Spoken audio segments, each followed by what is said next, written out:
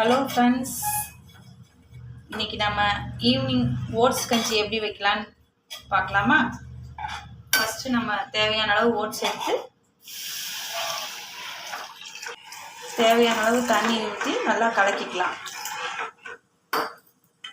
கலக்கினதுக்கப்புறம் இது நம்ம உங்களுக்கே தெரியும், இது நம்ம உப்புமாவாகவும் பண்ணிக்கலாம், சூப் மாதிரி வச்சுக்கலாம், என்ன வேணாலும் பண்ணிக்கலாம்.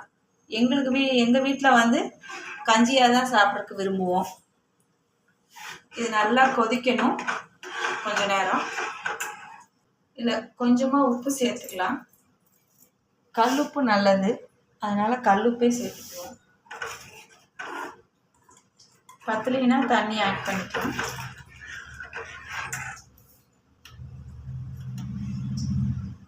இது வந்து வெயிட் லாஸ்க்கு நல்லா யூஸ் ஆகும். மார்னிங்கும் சாப்பிட்லாம், ஈவினிங் சாப்பிட்லாம். குழந்தைகளுக்கு ஹெல்த்தியாக இருக்கிறதுக்கு வெஜிடபிள்ஸ் போட்டு நம்ம கிச்சடி மாதிரியும் பண்ணி கொடுக்கலாம், லஞ்சுக்கு கொடுக்கலாம். ஓகே, இது நல்லா கெட்டியாக ஆயிட்டுருக்கு. இது ரொம்ப நேரம் வேகணுங்கிறது இல்லை, உங்களுக்கு ஒரு 5 நிமிஷம் 10 நிமிஷம் வந்தாலே உங்களுக்கு போதும். இதுலேயே உங்களுக்கு ரெடிமேடாகவே வெஜிடபிள்ஸ் போட்டு மசாலா ஓட்ஸும் இருக்குது, அதுவும் யூஸ் பண்ணிக்கலாம். இல்லை இதில் வெஜிடபிள்ஸ் போட்டுக்கலாம், நம்ம சாய்ஸ் தான் அது. கொஞ்சம் மில்க் ஆட் பண்ணிங்கன்னா இன்னுமே கொஞ்சம் டேஸ்ட் நல்லாயிருக்கும். இது ஆப்ஷன் தான் உங்களுக்கு. குழந்தைகளுக்கு கொடுக்கறதுனால இது நான் உங்களுக்கு மில்க் ஆட் பண்ணுறேன்.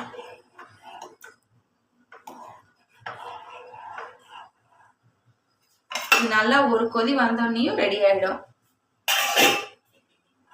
ஓகே, இது நம்ம சாப்பிட்ற கன்சிஸ்டன்சிக்கு வந்துடுச்சு.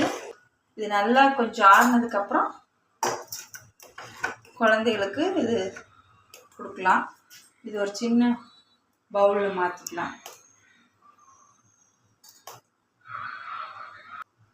மாற்றியாச்சு. Okay, thank you friends.